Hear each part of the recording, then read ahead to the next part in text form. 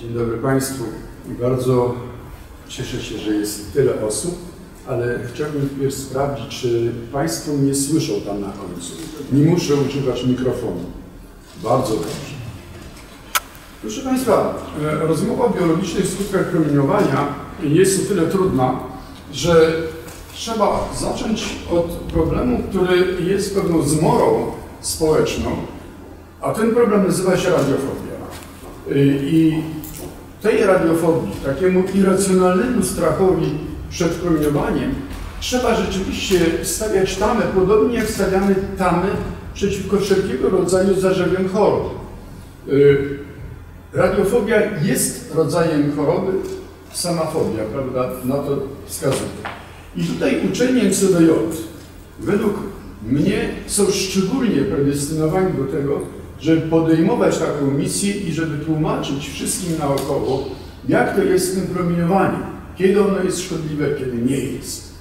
I pamiętajmy o tym, że my jesteśmy spadkobiercami całej historii rozwoju fizyki i energetyki jądrowej, gdzie nam różnego rodzaju media zrobiły strasznie złą robotę, ale przy okazji w ostatnich już latach bardzo się dokładają do tego środowiska antynuklearne i również nie bez znaczenia są działania konkurentów do energetyki jądrowej. Sprawa druga. Jeżeli boimy się promieniowania, to staramy się przed nim bronić. Mamy pewne zasady ochrony radiologicznej, które powinny nam wyraźnie powiedzieć, że jeżeli jest jakikolwiek obszar dawek, którego powinniśmy się nie obawiać, to powinno być jakoś do znalezienia w różnego rodzaju przepisach ochrony radiologicznej.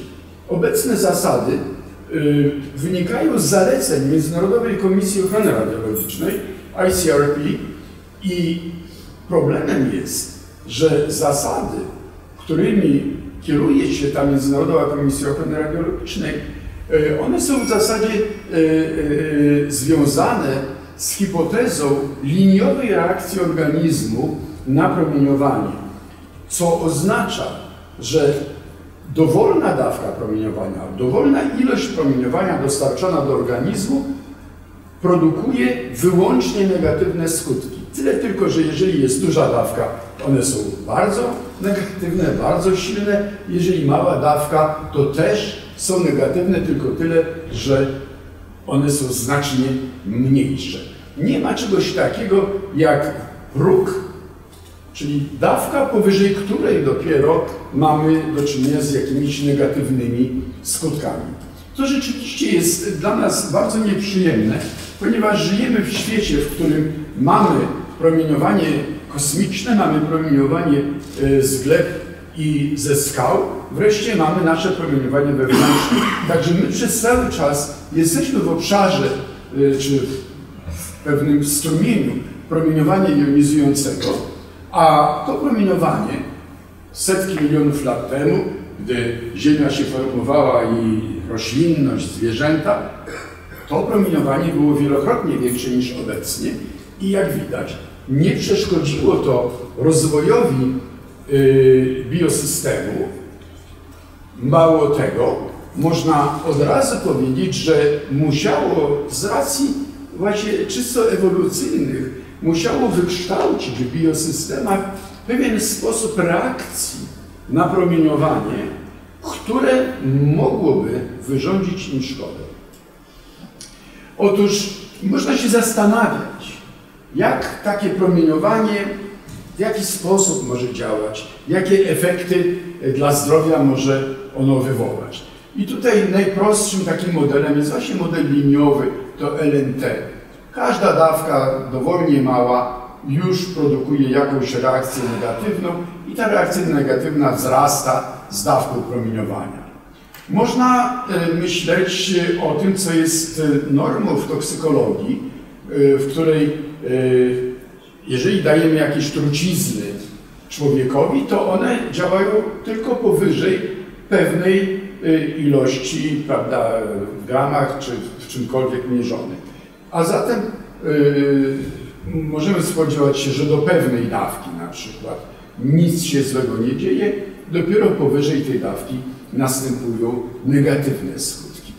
Wreszcie ci, którzy są bardziej bezczelni, mogą powiedzieć, a dlaczego wyłącznie mamy mówić o negatywnych, a może gdzieś jest obszar pozytywnego działania, no bo jeżeli istnieje możliwość, że jest próg, to pewnie powinna istnieć możliwość taka, że w pewnym obszarze dawek nie mamy do czynienia ze szkodliwością, tylko z pozytywnym działaniem na nasze zdrowie. Natomiast jeżeli przekroczymy właśnie pewną graniczną dawkę, czyli pewnego rodzaju próg, to tam zaczną się dziać negatywne rzeczy. Oczywiście tych modeli możemy wprowadzać dowolnie dużo, ale te trzy charakteryzują najlepiej problem, z jakim my się stykamy. Otóż celem, właśnie mam 4 cele tego wykładu. Przypomnę Państwu, co to jest dawka, bo to jest podstawowa taka wielkość, która kwantyfikuje nam ilość promieniowania i w stosunku do niej będziemy później odwoływali się. Opiszę oczywiście negatywne dla zdrowia skutki napromienienia. Pokażę, że w obszarze małych dawek mamy dane, które wskazują, że to promieniowanie jonizujące działa inaczej niż w obszarze dawek dużych. I wreszcie pokażę, że będzie właśnie wniosek z tego wszystkiego, że obecne przepisy ochrony radiologicznej należy zmodyfikować. Od razu powiem, że nie powiem jak, bo ja naprawdę nie wiem. Wiem tylko, co generalnie nie zgadza się z przepis z życiem. No to zacznijmy od tej dawki. Proszę Państwa, przede wszystkim wprowadzamy pojęcie dawki pochłoniętej, czyli energii, jaką deponuje promieniowanie jonizujące w każdej jednostce masy naszego ciała. I tutaj jednostką tej dawki pochłoniętej jest 1 gray, który w układzie SI jest niczym innym jak 1 joule na kilogram. Czyli w każdym kilogramie naszego ciała deponowana jest energia 1 joula i jeżeli dawka pochłonięta, mówimy, że jest 1 gray. Otóż to nam w żaden sposób taka definicja nie może wystarczać z tej prostej przyczyny, że wiemy, że różnego rodzaju promieniowanie jonizuje w inny sposób, a zatem musimy uwzględnić rodzaj promieniowania, a dodatkowo mamy radioczułość różnych naszych wewnętrznych narządów, która jest różna. I dlatego wprowadzamy kolejne pojęcia dawki równoważnej i dawki skutecznej, ale w obu wypadkach załatwiamy to w ten sposób, że mówimy, że te dawki są proporcjonalne do dawki pochłoniętej. Mamy tutaj od razu wprowadzoną tylnymi trochę drzwiami, ale hipotezę tej liniowości. No, na razie to nie jest nic złego. Powiem tylko, jak to wygląda, jeżeli chodzi o dawki równoważne. W obu wypadkach, żeby wiedzieć, że nie mówimy o dawce pochłoniętej, wprowadzamy jednostkę Sievert zamiast Greya, chociaż fizycznie to jest dokładnie ta sama jednostka. I na przykład dla promieniowania X i promieniowania gamma 1 Gray, 1 Sievert to jest dokładnie to samo. Natomiast jeżeli weźmiemy promieniowanie alfa, które znacznie silniej jonizuje materię, to ten 1 Sievert oznacza 20 grejów. Tu jest właśnie to powiększenie dawki pochłoniętej w grejach, prawda? Silnie jest jonizowana materia przez dany rodzaj promieniowania. A jak to jest z radioczułością naszych narządów wewnętrznych? Tu jest jeszcze większy kłopot, dlatego że jeżeli Państwo spojrzycie się na środkową kolumnę, tam są pokazane takie czynniki proporcjonalności, zaraz powiem czego do czego i jak to się wiąże, które mówią na przykład, jest przy gonadach jest czynnik 0,2. To oznacza tyle, że jeżeli gonady są napromienione powiedzmy dawką 1 Greya, to skutek biologiczny jest taki sam, jak gdyby całe nasze ciało było napromienione dawką 0,2 Greya. Takie znaczenie mają te współczynniki. Pomijając, jak to mierzyć, jak to dokładnie wyliczyć, to zwróćcie Państwo teraz uwagę na trzecią kolumnę. Trzecia kolumna to są czynniki podane przez ICRP w roku 2007. I widzimy, że tutaj różnice są drastyczne, bo te 0,2 zmieniło się na 0,08, a na przykład w gruczkach piersiowych 0,05 zmieniło się na 0,12.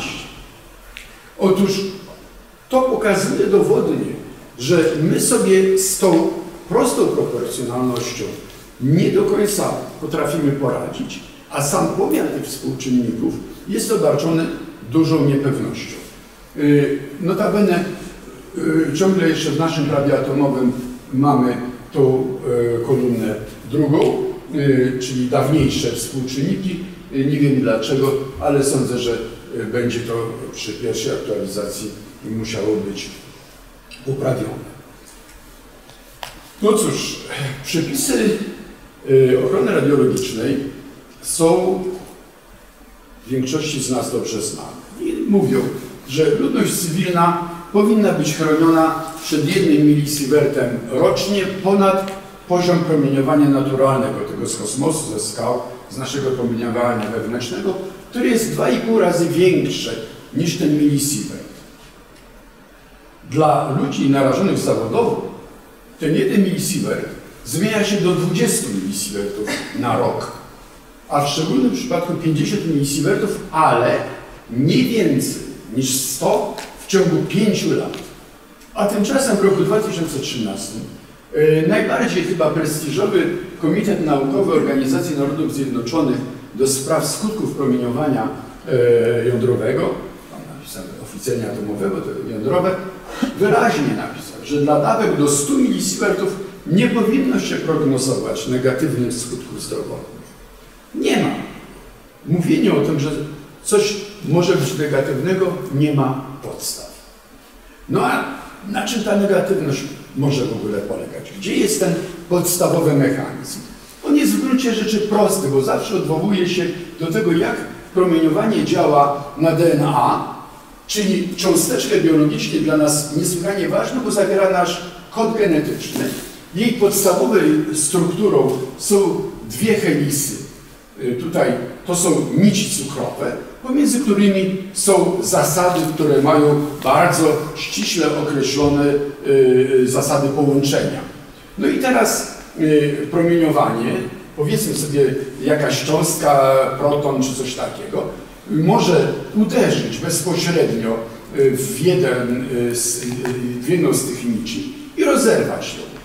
No to już kod genetyczny, który mamy tutaj związany z tą nicią, no gdzieś tam będzie stracony i odzyskanie go jest dla organizmu pewnym problemem. Ale jeżeli gęstość jonizacji jest duża, to znaczy ta cząstka przeleci tutaj i zaraz przeleci tu i zjonizuje również coś wewnątrz tej drugiej nici cukrowej, to może nastąpić pęknięcie obu nici i wtedy kod genetyczny w zasadzie w ogóle jest stracony. Naprawianie takiego uszkodzenia jest bardzo trudne, naprawienie bez błędów praktycznie niemożliwe. Druga możliwość działania promieniowania na DNA jest pośrednia, ale ona jest akurat najczęstsza tutaj. Mianowicie promieniowanie może uderzyć, w cudzysłowie uderzyć, w cząsteczkę wody. My oczywiście mamy tej wody strasznie dużo. W wyniku takiego zderzenia może nastąpić radioliza wody, to znaczy rozpad cząsteczek wody na bardzo agresywne chemicznie wolne rodniki, które jak dotrą do takiej nici, to drogą już reakcji chemicznych też mogą doprowadzić do pęknięcia zarówno jednej nici, jak i obu nici, mogą działać na różne zasady. Także w każdym razie to są takie dwa podstawowe mechanizmy. I mamy problem zawsze taki, że powstaje jakieś uszkodzenie i teraz nasz organizm musi coś z tym uszkodzeniem zrobić. Otóż nie byłoby to łatwe w ogóle do opisania. Biologia jest generalnie bardzo taką rozległą dziedziną i mechanizmów biologicznych jest strasznie dużo, ale jest jedna ciekawostka. Mianowicie tlen, bez którego my nie możemy żyć, powoduje, że w naszym organizmie znajduje się dużo takich reaktywnych, tlenowych związków, reaktywnych utleniaczy. I w miarę jak stężenie tlenu rośnie, my mamy do czynienia ze zjawiskami na poziomie komórkowym identycznymi jak tymi, które mogą powstać w wyniku uszkodzeń radiacyjnych DNA, ponieważ te uszkodzenia przekładają się później na uszkodzenia chromozomów i wreszcie samych komórek. Także nasz własny metabolizm związany z tlenem, z tymi reaktywnymi utleniaczami, on powoduje regularnie uszkodzenia DNA, podobnie jak i promieniowanie jonizujące. Ale powiedzenie podobnie jest tutaj niewłaściwe. Zaraz powiem dlaczego. Dlatego, że jeżeli popatrzymy, jak to działa, to w każdej komórce naszego ciała, codziennie, czy w każdej dobie, mamy około 1 miliarda ataków na DNA związane z tymi wolnymi rodnikami, z utleniaczami. Tylko dzięki temu, że mamy w sobie układ zapobiegania takim atakom związany z istnieniem antyutleniaczy i różnymi innymi chemikaliami w środku, które mamy, to z tego 1 miliarda ataków zostaje uszkodzonych 1 milion DNA. My byśmy nie byli w stanie przeżyć ani tego 1 miliarda, ani tego 1 miliona, gdyby nie fakt, że nasze organizmy mają też cały system reparacji. To jest ten system, który musiał się wykształcić w toku ewolucji. Tutaj dotyczy to takich rzeczy jak sterowanie cyklem komórkowym, to dotyczy używania odpowiednich enzymów. Rezultat ich działania spowoduje, że z tego 1 miliona uszkodzonych DNA tak naprawdę pozostają uszkodzone około 100 tego DNA. No, niby niewiele, ale ponieważ mamy te uszkodzenia już takie trwałe, one mogą się przenieść już na komórki i teraz komórki mogą albo umrzeć śmiercią apoptyczną, taką typu samobójczego, znaczy wydzielenie odpowiedniego białka, które powoduje śmierć tej komórki. Może nastąpić zniszczenie komórki, wtedy mamy do czynienia z nekrozą. No wreszcie może być, czy włączyć się może układ, który będzie te wszystkie uszkodzone elementy wymiatał z naszego organizmu, usuwał. Rezultat jest taki, że na samym końcu okazuje się, że zostaje jedna komórka zmutowana. Więc proszę Państwa, my mamy 1 miliard naszych wrogów, na końcu zostaje w wyniku działania naszego organizmu jedna komórka, która jest zmutowana. To pokazuje, jak silny jest nasz organizm. No a teraz jak to jest z działaniem promieniowania? Jeżeli weźmiemy sobie 1 milisievert na rok, czyli to, przed czym my chronimy ludność cywilną, to okazuje się, że ilość mutacji, które taki milisievert na rok może wywołać, jest 10 milionów razy mniejsza niż to, co dostajemy z własnego metabolizmu. A jeżeli założymy, że promieniowanie jonizujące tylko wywołuje te podwójne pęknięcia, czyli te właściwie niereperowalne, to będzie czynnik 1000. No i w związku z tym taka pierwsza refleksja, jaką możemy mieć, to jest taka, to jeżeli my się bronimy przed 1 milisievertem, a 1 milisievert daje 1000 razy mniejszy efekt niż to, co my mamy i tak w naszym organizmie, no to oznacza, że przepisy ochrony radiologicznej chronią nas 1000-krotnie bardziej niż to jest niezbędne. Mam nadzieję, że pod koniec referatu Państwo zorientują się, że nie jest to najbardziej prawidłowy sposób rozumowania. W każdym razie, reasumując, Ponieważ my i tak jesteśmy w morzu promieniowania jonizującego, tego promieniowania naturalnego i poziom jego rocznie to jest, no przyjmijmy sobie dla ułatwienia, że to jest 3 miligreje, bo włączmy jeszcze procedury medyczne, którym podlegamy, to te 3 miligreje w ciągu roku to jest 6 uszkodzeń na komórkę. A naturalne uszkodzenia to jest 240 000 na komórkę dziennie lub 90 milionów na rok. Taka jest różnica. O tym się na ogół nie wie albo zapomina. Ponieważ my tutaj mówimy o energetyce jądrowej, no to nie sposób powiedzieć, że dawka na ogrodzeniu elektrowni jądrowej to jest 100 i poniżej 100 razy mniejsza niż to, co dostajemy od matki natury. Czyli mówienie o tym, że to promieniowanie, jeżeli elektrownia pracuje normalnie, może być szkodliwe, należy między bajki włożyć i w ogóle nie zastanawiać się dalej nad tym, bo to po prostu nie ma sensu. No dobrze, ale przecież każdy z nas wie, że promieniowanie jonizujące może być szkodliwe, że mamy bardzo wyraźny tego przykład. I rzeczywiście, jeżeli mamy dawkę tak zwaną ostrą, czyli podaną w krótkim czasie i ta dawka jest odpowiednio duża, efekty, które są szybko widoczne. Mówimy wtedy o skutkach deterministycznych. Jakie to mogą być efekty? No jeżeli skóra nasza dostanie dawkę rzędu 4 grejów, czy 4 sievertów, to charakterystyczne, co się pojawi, to będzie rubin porentgenowski. Jeżeli podobną dawkę dostaną oczy, to będzie skutkowało kataraktą. Przy gonadach będzie skutkowało utraceniem płodności. Proszę zwrócić uwagę, my tutaj mówimy o dawkach kilku sievertów, podczas gdy w wypadku promieniowania naturalnego mówimy o dawkach 1000-krotnie mniejszych i rozciągniętych na cały rok.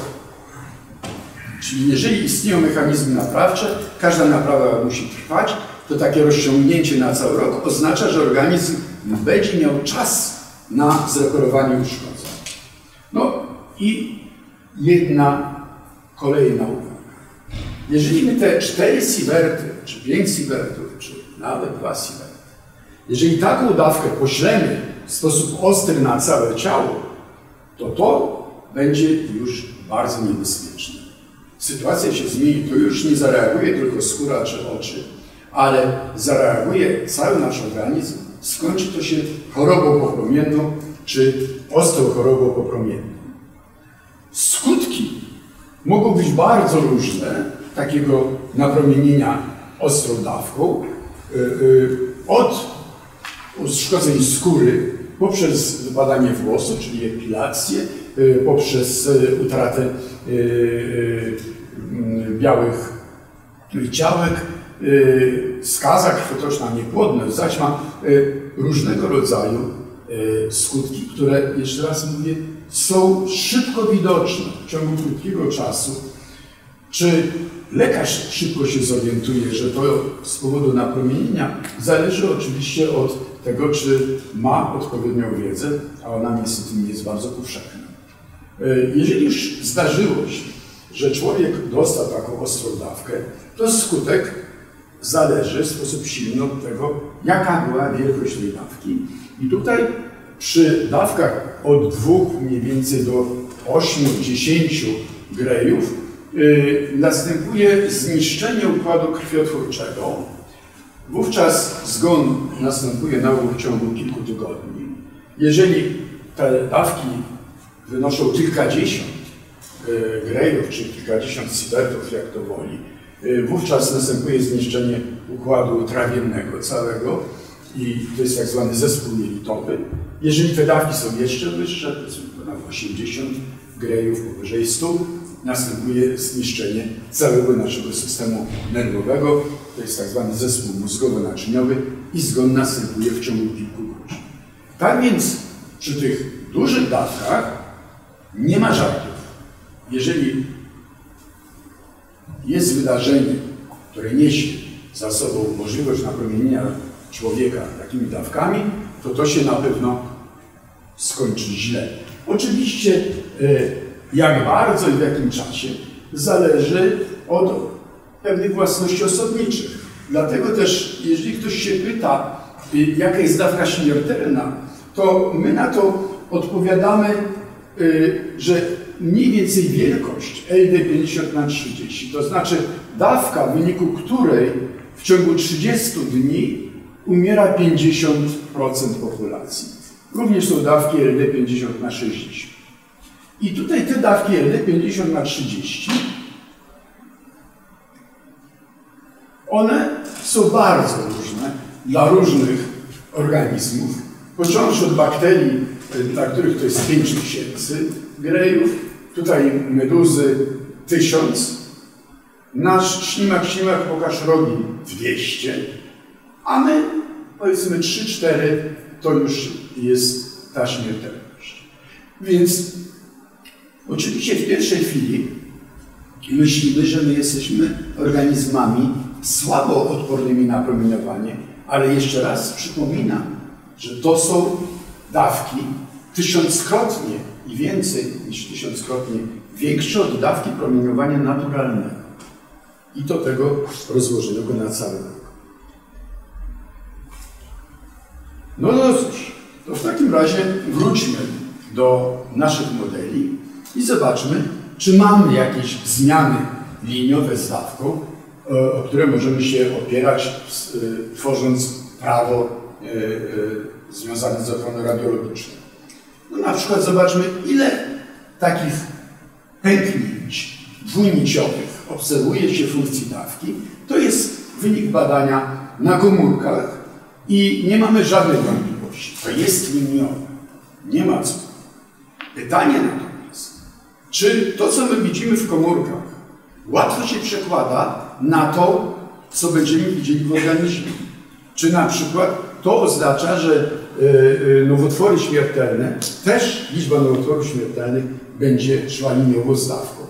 W wypadku szczurów mamy przykład liniowych zależności. Szczurów napromienionych neutronami i tutaj promieniowaniem rentgenowskim. Widać, że te wyniki układają się zupełnie zgrabnie na linii prostej, z jednym takim zastrzeżeniem. One się tutaj kończą, te wszystkie rzeczy, koło 0,2 Greya. Poniżej niczego nie ma. Tak jakby tam istniał pewien próg. No zaraz, ale tego progu my tutaj nie widzimy. To jest na razie tylko hipoteza. No to zobaczmy. Mamy ludzi, mamy znany przykład malarek farbami radowymi, malarek takich cyferblatów. I oczywiście one zaabsorbowały ogromną ilość radu, który ustanawia się w kościach, przy czym okazuje się, że na raka kości umierają kobiety, ale dopiero po dawce połącznej koło 10 grejów. Tu mamy bardzo wyraźnie zaznaczony próg. Także reakcja progowa na pewno jest możliwa. Jest możliwa również w wypadku, gdy wchłoniemy jakieś izotopy promieniotwórcze, na przykład bardzo dobrze znany C137. Tu jest przykład wypadków w Gojani, gdzie bawiono się źródłem ukradzionym ze szpitala i w rezultacie ci, którzy się bawili, łącznie z dziećmi, nawykali się tego strasznie dużo, ale okazało się, że nowotwory pojawiają się dopiero po wchłonięciu co najmniej 10 do potęgi 8 bekereli. Poniżej nie ma aż do dzisiaj, a to już jest prawie 30 lat. Nie widać śladu żadnych nowotworów. Typowy, jak widać, efekt progowy. No, pójdźmy dalej. Mówiliśmy o naprawdę dużych dawkach skutkujących ostrą chorobą popromienną. No ale jak te dawki są trochę mniejsze, to co? Niczego nie będzie, no musi być. Tyle tylko, że to, co będzie, ma prawo pojawić się po pewnym dłuższym czasie od podania tej dawki.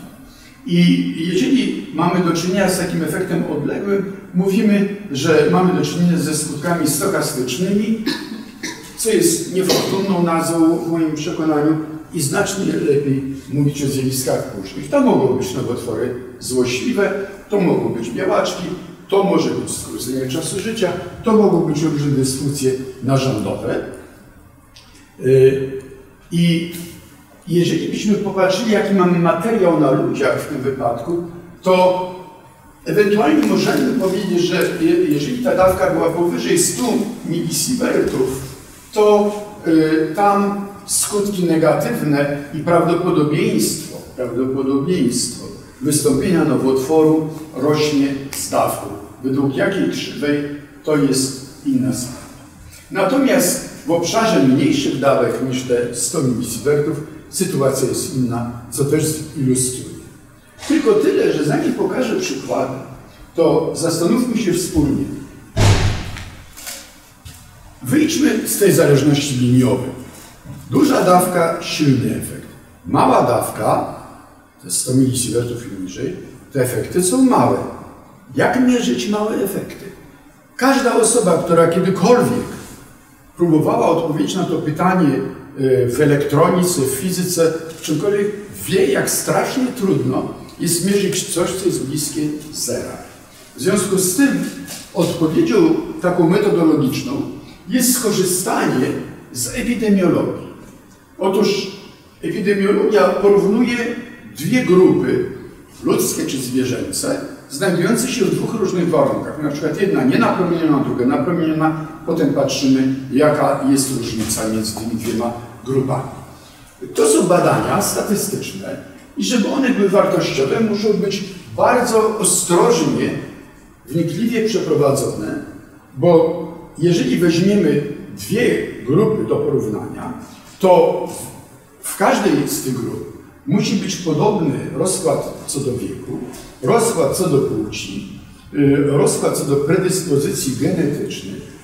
Ci ludzie muszą mieszkać w podobnych warunkach, które mogą wywołać na przykład ten nowotwór, tylko z zupełnie innego powodu, prawda? Na przykład chemikaliów.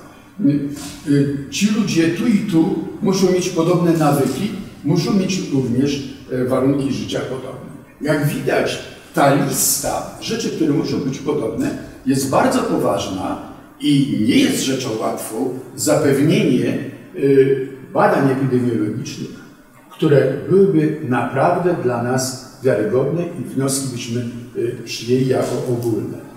W badaniach nowotworów mamy trudność dodatkową. Jeżeli nowotwór się pojawia 30 czy 40 lat po napromienieniu, to jak lekarz może twierdzić, że ten nowotwór powstał skutkiem napromienienia? On nie ma podstaw do tego. On może podejrzewać oczywiście, ale nie ma żadnych podstaw. Co gorsza, nowotwór wywołany promieniowaniem i nowotwór wywołany naszymi warunkami metabolizmu i innymi czynnikami niczym się tak naprawdę nie różni. Dopiero niedawno, w zeszłym roku, pojawiła się praca, która pokazuje, że w wypadku jednego typu nowotworu można zobaczyć w DNA pewnego rodzaju taką inwersję fragmentu łańcucha DNA. Ale to jest na razie jedna praca. Kolejna rzecz, którą musimy sobie uświadomić, że badania epidemiologiczne nowotworu tylko mówią o tym, że istnieje korelacja między na przykład paleniem a rakiem płuc. Istnieje taka korelacja. Z tej korelacji możemy zresztą wyciągać całkiem rozsądne wnioski. Ale może się zdarzyć, że my zmierzymy, że istnieje korelacja, ale ta korelacja będzie przypadkowa. Nie uwzględnimy jakiegoś efektu, który tutaj jest ważny, a którego po prostu nie pomyślimy o nim, prawda, czy nie wiemy. Także z epidemiologią, która jest niesłychanie ważnym tutaj narzędziem, trzeba być ostrożnym. No to teraz zobaczmy, jak się ta epidemiologia powinna odbywać w stosunku do tego 1 milisieverta na rok. Otóż zgodnie z ICRP prawdopodobieństwo śmierci nowotworowej ponadnormalnej, czy dodatkowej śmierci, to jest 5% na sievert. No to oczywiście 1000 razy będzie mniej przy 1 milisievercie. I aby stwierdzić, że ten 1 milisievert może rzeczywiście zaowocować śmiertelnym nowotworem, to można sobie policzyć, że należałoby mieć grupę narażonych na ten 1 milisievert, co najmniej 145 tysięcy osób, i drugą taką grupę kontrolną i mierzyć to wszystko przez 70 lat. To nie jest do zrobienia. Czyli ten 1 milisievert, żeby człowiek pękł, nie da się w żaden sposób uzasadnić i na pewno sprawdzić. Sprawa druga. Mówiliśmy o skróceniu czasu życia, czyli mówiliśmy o długowieczności. Proszę Państwa, długowieczność zależy bardzo istotnie od tego, jak nasz biosystem działa, bo on właśnie i zapobiega uszkodzeniom, nie reperuje uszkodzenia, usuwa uszkodzone komórki z naszego ciała, czyli nasz biosystem jest tutaj zupełnie kluczowym agentem, jak się czasami mówi, w tym, co się dzieje z naszą długowiecznością. Ale te komórki, które nie są usunięte, ale mimo że biosystem usuwa większość komórek, część pozostaje i te komórki mogą przekształcić się w komórki nowotworowe. No i wszystko byłoby pięknie, gdyby znowu nie kilka dziwnych faktów. Tutaj mamy na lewym rysunku, mamy częstotliwość przemian komórek zdrowych w nowotworowe w funkcji dawki. I widzimy, że na początku, gdy dawki są małe, ta częstotliwość maleje. Nie rośnie pod wpływem promieniowania, tylko maleje. Dopiero później przy większych dawkach ona zaczyna rosnąć. Tutaj mamy przykład komórek nowotworowych, takie komórki HeLa wiecznie już, prawda, istniejące, gdzie widać dokładnie to samo. A zatem nie jest takie proste określenie czy oczekiwanie, że jak uszkodzimy DNA, to natychmiast musimy otrzymać komórkę nowotworową. Tutaj raczej widzimy to, czego moglibyśmy oczekiwać dla modelu hormetycznego, to znaczy takiego, gdzie wyraźnie to zmniejszenie częstotliwości to jest efekt prozdrowotny. A jak to jest w wypadku ssaków, no to popatrzmy najpierw na długowieczność naszych pięknych myszek. Otóż tutaj te myszki żyją mniej więcej 100 kilkadziesiąt dni i tutaj widać, że w funkcji ich czasu życia co, prawda, jakiś dzionek, w pewnym momencie jedna myszka umiera. Jeżeli teraz tę samą populację myszy napromieniujemy pomiędzy 50 a 80 dniem życia i użyjemy mocy dawki 0,35 mg na godzinę, okazuje się, że ta krzywa się przesuwa, one żyją dłużej. Jeżeli napromieniujemy jeszcze trochę większą mocą dawki, to jeszcze mamy dalsze przesuwanie. Zdecydowanie promieniowanie jest im pomocne, a nie szkodliwe. Tutaj mamy innego rodzaju myszki, które po 30 tygodniach życia z reguły stają się diabetykami, mają cukrzycę i okazuje się, że jeżeli napromieniujemy je w sposób ciągły, w granicach właśnie 10 do 90 tygodni, z mocą dawki 0,65 mg na godzinę, to one wyglądają o tak, te napromienione. A te nienapromienione ledwo żyją i już się gotują do śmierci. Także im napromienienie w żaden sposób nie zaszkodziło, ewidentnie im pomogło. A tym, kto jeszcze bardziej pomaga, tutaj to są myszy, gdzie do pachwiny wszczepiono komórki nowotworowe, po czym patrzono, ile jest przerzutów do płuc. Okazuje się, że jeżeli 12 dni po operacji wszczepienia komórek nowotworowych będziemy liczyli te przerzuty do płuc, to jeżeli po 12 dniach napromieniujemy te myszy, to liczba przerzutów do płuc w funkcji dawki, którą napromieniujemy, wygląda w ten sposób. Tak wyglądają myszy, które nie są napromienione, czyli niezależne od dawki.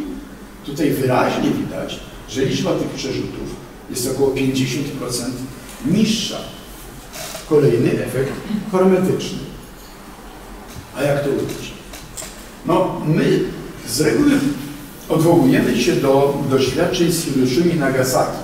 To jest fatalny wzorzec ze względu na to, że oprócz Hiroshimy i Nagasaki nikt do tej pory w największych nawet katastrofach jądrowych nie miał do czynienia z tak ostrą dawką promieniowania jak w tym wypadku. No ale jeżeli ten ważny skądinąd szczegół na moment pominiemy, to zobaczmy. Jeżeli chodzi o guzy lite funkcji dawki, to proszę zobaczyć, że do pewnej dawki nie widać praktycznie żadnych zmian. Nie ma tych guzów. Przy wyższych dawkach one się pojawiają. A ile tych guzów tak naprawdę tam znaleziono w wyniku Hiroshimy i Nagasaki? Przy populacji około 100 tysięcy ludzi, którzy byli badani, znaleziono około 600 nadmiarowych nowotworów.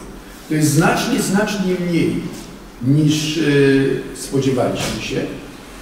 I jeżeli to porównamy ze śmiertelnością nowotworową, naturalną, która w grupie 100 tysięcy wynosi 20 tysięcy, to te 600 w stosunku do 20 tysięcy to jest naprawdę nie tak wielka liczba, niż byśmy, prawda, oczekiwali. A jak jest z białaczkami, które pojawiają się znacznie wcześniej, to znowu widzimy, że w obszarze małych dawek w ogóle tych białaczek nie widać. A pierwsze doniesienia z 1998 roku pokazały, że jeżeli nasza liniowa hipoteza tutaj tak biegnie, ona nie jest tutaj, ona się zakrzywia dlatego, że skala jest taka, jak tutaj taka dwulogarytmiczna, to punkty doświadczalne idą w tym kierunku. Także nie ma żadnego wzrostu białaczek w obszarze małych dawek. Spójrzmy się na pracowników przemysłu jądrowego, w tym wypadku pracowników stoczni w Newport, Portsmouth, przepraszam, Newport, gdzie reperowano statki o napędzie jądrowym. I ta stocznia miała zakłady, gdzie robotnicy nie byli narażeni na promieniowanie, drugą, gdzie reperując to wszystko, byli głównie narażeni na promieniowanie kobaltu. I okazuje się, że jeżeli te białe słupki pokazują częstotliwość pojawiania się różnego rodzaju chorób, na przykład białaczki, czy tutaj śmiertelność ze wszystkich przyczyn, to ci robotnicy, którzy przez czas swojej pracy dostali stosunkowo największe dawki, one ciągle są niewielkie, to jest kilka milisievertów, ale w każdym razie okazuje się, że te słupki są niższe. Za każdym razem, tutaj jest akurat rak płuc, prawda, dla tych nienapromienionych i napromienionych, więc to oznacza, że z naszym rozumieniem działania promieniowania jonizującego jako wyłącznie negatywnego działania na zdrowie jest coś nie w porządku. Mamy doświadczenie Czarnobyla, które nas też wiele rzeczy może nauczyć. To jest taki standardowy wskaźnik śmiertelności wśród likwidatorów Czarnobyla. 1 oznacza ogół populacji i łatwo zobaczyć, że w funkcji kolejnych lat, które ubiegają od awarii, ta śmiertelność, ten wskaźnik śmiertelności jest niższy. Jeżeli tutaj Państwa trochę determinuje to, że te słupki niepewności są takie duże, to możemy tutaj pokazać jeszcze przykład takiej śmiertelności ze wszystkich możliwych przyczyn, nie tylko nowotworowych. I też widać, że ci ludzie, którzy tam ratowali, mają znacznie korzystniejszą sytuację niż ogół ludności, a zatem promieniowanie, z którym oni tam się stykali, nie jest czymś, co im zagrozi. Ponieważ mówiliśmy o mutacjach i że te zmutowane komórki mogą przerodzić się w nowotworowe, to musimy też troszeczkę w naszych poglądach zrobić porządek. Mianowicie mutacje nie są jedyną przyczyną śmierci później nowotworowej. Otóż kluczowymi dla powstania nowotworu jest działanie naszego układu immunologicznego gdyż w miarę upływu czasu, w miarę jak się starzejemy, w naszym organizmie tworzą się coraz większe liczby tych zbudowanych komórek. I gdy starzejemy się, to możemy mieć tych zmutowanych komórek niemal do 100% takich zmutowanych. Chociaż nie wszystkie te komórki muszą być nowotworowe. Co to oznacza? To oznacza, że gdyby mutacje były jedyną przyczyną śmierci nowotworowej, to my wszyscy powinniśmy umrzeć na nowotwór. Tymczasem tak nie jest. Nawet jeżeli byśmy tylko powiedzieli o inicjacji nowotworów, to dane ze Stanów na przykład pokazują, że jest on na poziomie 40%. No, leczenie robi swoje, w związku z tym śmiertelność nowotworowa jest mniejsza. Czy to jest fantazja, czy mamy na to jakieś dowody? A no proszę bardzo. Tutaj mamy na lewym rysunku mamy procent komórek nowotworowych, które znaleziono w ludziach, którzy zmarli mają 6 do 100. I łatwo zobaczyć, że we wszystkich ciałach znaleziono około, średnio biorąc, 40 do 50% komórek nowotworowych. Natomiast śmiertelność na nowotwory w funkcji wieku to niemal jak krzywa hokejowa. Dlaczego?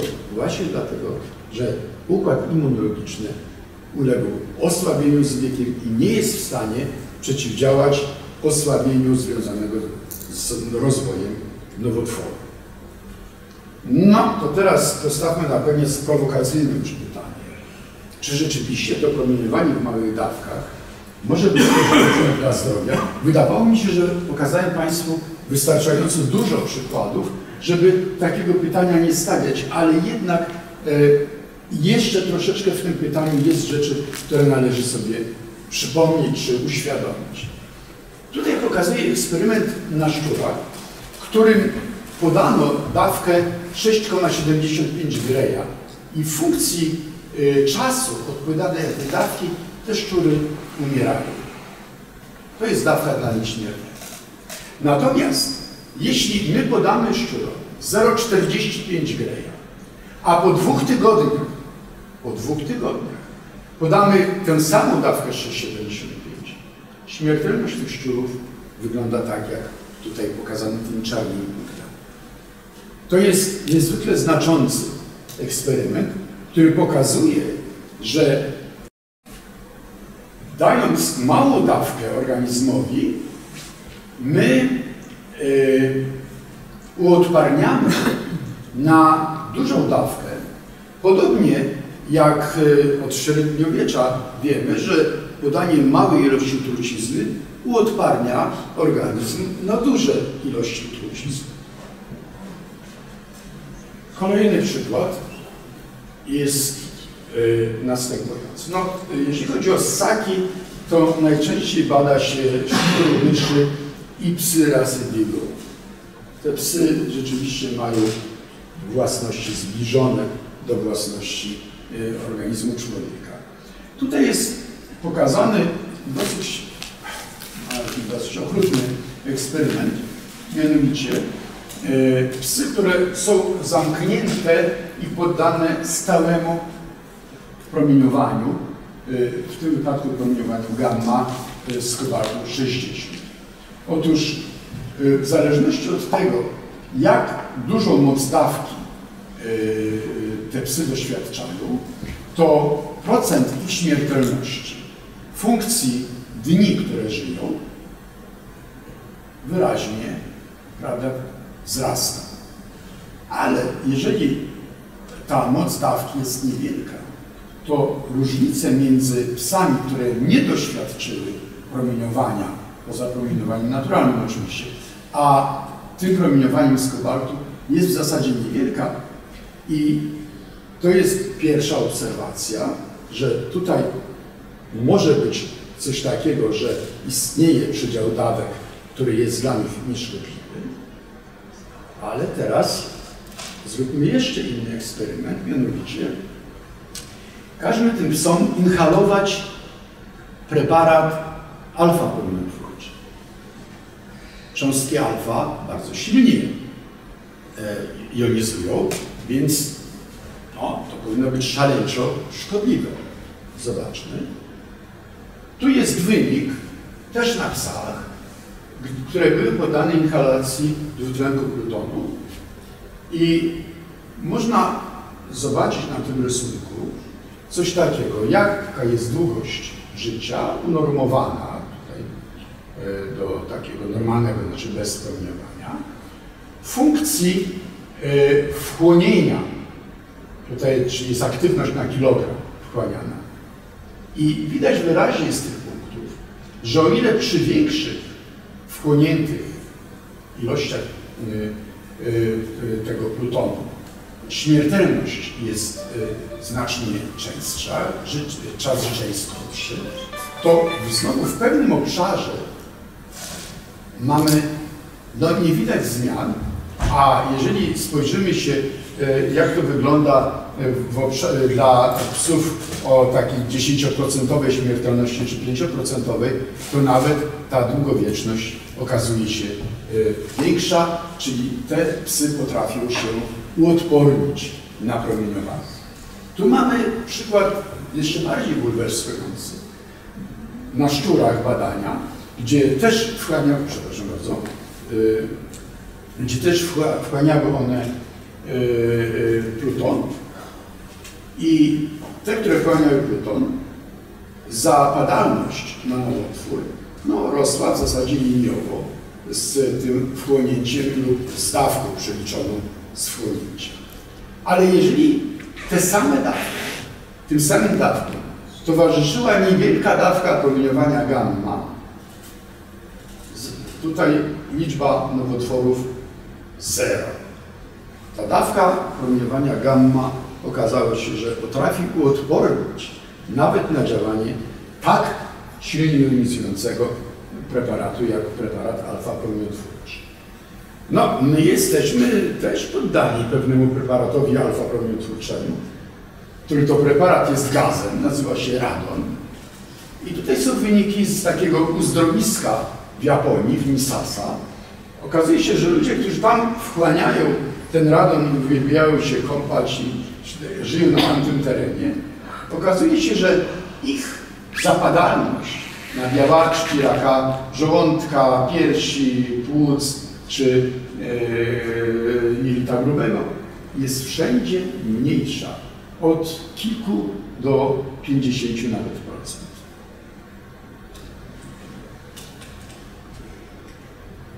No to w takim razie, jeżeli jest tak dobrze, no to trzeba to wykorzystać dla leczenia człowieka. To nie jest takie proste, bo uzyskanie pozwolenia na eksperymenty z ludźmi jest bardzo trudne, ale okazuje się, że niektórym się udaje. No i tutaj jest wynik, który chcę pokazać badań japońskich, gdzie napromieniowywano małymi dawkami albo całego człowieka, albo połowę ciała. I to były małe dawki. Pokażę wynik dla pacjentów z chłoniakiem złośliwym. Okazuje się, że jeżeli my leczymy tego chłoniaka w sposób klasyczny, to znaczy dając mu dawkę 2 greje, po tygodniu kolejne 2 greje, kolejne 2 greje, aż powiedzmy do 60 czy 70, to leczymy jakąś część tych chorych i po mniej więcej 9-10 latach przeżywa 50% pacjentów. Jeżeli natomiast między tymi dużymi dawkami damy dawki małe, 150 mg, to przeżywa, proszę Państwa, tu jest 84%, czyli przeżywa 84%. Czyli z 50 poszliśmy w kierunku 84. Znakomicie podwyższona przeżywalność, mało tego, tutaj nawet nie widać jakiejś zależności od czasu. Także można mieć nadzieję, że ci ludzie rzeczywiście są całkowicie wyleczeni. Zupełnie z niedawnej pracy jeden z przykładów, bo są tutaj 4 takie ładne przykłady też z Japonii, gdzie pacjent 60-letni po chirurgii jelita grubego po chemioterapii miał nieznośne bóle związane z przerzutami między innymi do kości, ale również miał przerzuty do wątroby, do płuc. I dano mu taki aparacik, gdzie mógł parę razy na dzień przez krótki czas wdychać radon. Rezultat nie pamiętam po jakim czasie, w każdym razie był taki ostateczny, że markery nowotworowe znacząco się u niego zmniejszyły, a bóle ustąpiły. Wydaje mi się, że ja już mogę tylko podsumowywać. Proszę Państwa, mamy niewątpliwie do czynienia z sytuacją takiego dwufazowego działania, które polega na tym, że jeżeli jest duża dawka, to ona obezwładnia w pewnym sensie system, zmniejsza się aktywność biosystemu. Jeżeli dawka jest mała, mamy z odwrotnie działającym, prawda, przypadkiem odwrotnie działającego systemu, to znaczy system jest pobudzony do reparacji uszkodzeń. Jeżeli to pobudzenie jest duże, to pewien nadmiar tego pobudzenia może posłużyć do likwidacji różnych uszkodzeń wywołanych zupełnie innymi przyczynami niż promieniowanie. Calabrese i Baldwin w roku 2003 po przeczytaniu około 20 000 prac od, powiedzmy, początków XX wieku widzą dokładnie takie dwufazowe działanie na wszystkich modelach biologicznych. Na roślinach, na zwierzętach, owadach, cokolwiek wzięte. I już w 2006 roku napisali w Nature, że model Hormezy nie jest wyjątkiem, jest regułą, a jeżeli tak, to jest zaprzeczeniem elentem.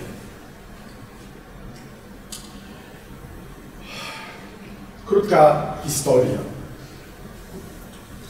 W 1934 roku też myślano o ochronie radiologicznej i wprowadzono jako dawkę tolerowalną, tolerance dose, że taka dawka to jest 680 milisievertów na rok.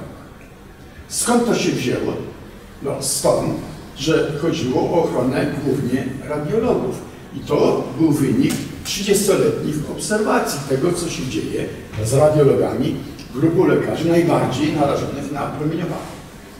I przez 20 lat, od tego 1934 roku, nikt nie robił żadnego szumu wokół tej wielkości dawki, ale w roku 1956 został zwołany w Stanach Zjednoczonych taki komitet, BEIR w skrócie, to jest Biological Effects of Ionizing Radiation, i on na skutek doniesień genetyków, które okazały się totalnym fałszerstwem naukowym, co zresztą niedawno wykazano, normę, że nie ma czegoś takiego jak minimalna dawka, która by była nieszkodliwa, a drugie, że szkodliwość kumuluje się. Także dawki się sumują. No dzisiaj wiemy doskonale, że nie ma te stwierdzenia żadnych podstaw naukowych. To, że nie sumują się, to można pokazać na jednym ze starszych eksperymentów na myszach, że jeżeli my damy pojedynczą dawkę i patrzymy, jaka jest zapadalność czy na nowotwór, to ona idzie w funkcji dawki procentowej krzywej. Jeżeli tą samą dawkę będziemy frakcjonować, to efekt będzie mniejszy. I o tym wiedzą wszyscy radioterapeuci, dlatego dajemy w radioterapii dawki frakcjonowane. Ostatni element naszej sprawy, mianowicie koszt ratowania życia. Proszę Państwa, obecne przepisy ochrony radiologicznej, ten 1 milisievert, albo nawet tendencja do zmniejszania tego, daje się przełożyć na pytanie, a ile kosztuje jedno hipotetycznie uratowane życie? Dzięki takim przepisom, jakie mamy. Otóż ocena w Stanach Cohena jest około 2,5 miliarda dolarów. Jedno hipotetycznie uratowane życie. To jest 10 000 razy więcej niż wydawano na badania przeciwko nowotworom, czy na przykład na poprawienie bezpieczeństwa w ruchu drogowym. I teraz te 2,5 miliarda dolarów skonfrontujmy z niezwykle ważną rzeczą. Żeby uratować od śmierci jedno dziecko w krajach trzeciego świata, koszt tego to jest kilkaset dolarów. Nie tysiące dolarów, dziesiątki tysięcy czy miliony, nie mówiąc o miliardach. Ale to jest tylko kilkaset dolarów. Zapamiętajmy to, to jest naprawdę ważne.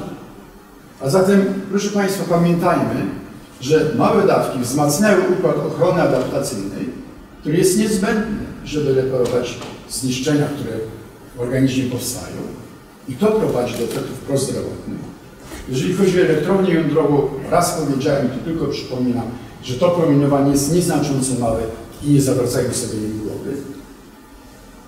Zebrane dane zaprzeczają hipotezie LNT i tym bardziej sensowi ogromnych wydatków, które ludzkość dzisiaj ponosi, a ponosi od 60 lat, na nadmierną ochronę radiologiczną. Koncepcja LNT, na której oparta jest cała ochrona radiologiczna, rzeczywiście może uwodzić swoją prostotą, łatwo policzyć liczbę trupów, prawda, których oczekujemy. Ale to jest nawet nie prostota, tylko prostactwo. Jeden z wielkich, były prezydent NCRP, czyli organu regulatorów w Stanach Zjednoczonych, Lawrence Taylor, powiedział, że zastosowanie hipotezy LNT do obliczania dawki kolektywnej, to znaczy takiej, że prawda, trzeba policzyć, ile to będzie dawka, powiedzmy 1 milisievert na miliard ludzi, czy to będzie miliard milisievertów, że to jest głęboko niemoralne wykorzystanie naszej wiedzy naukowej. To się robi w oparciu tylko o tę hipotezę LNT. Znakomity szwedzki radiobiolog Gunnar Wallinder napisał taką książeczkę w 1995 roku, gdzie powiedział wyraźnie, popatrzcie na to, rok 95. LNT, ta hipoteza, jest prymitywną, nienaukową ideą, której nie daje się w żaden sposób naukowy uzasadnić. I użycie jej do współczesnej ochrony radiologicznej jest największym naukowym skandalem naszego czasu. James Mockerheide, to też taki radiobiolog,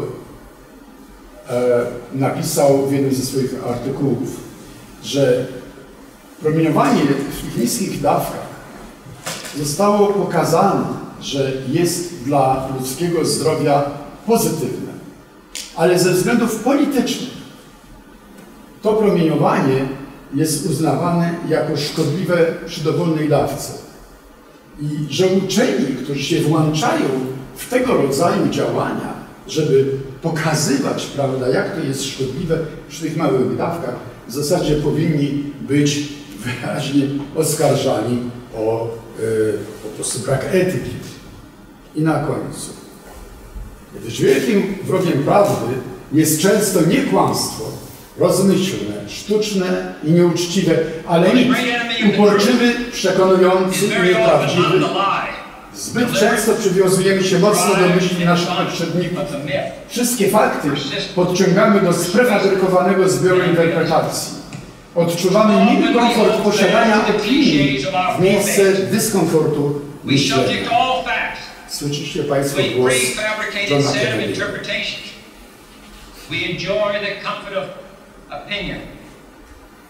Dziękuję Państwu.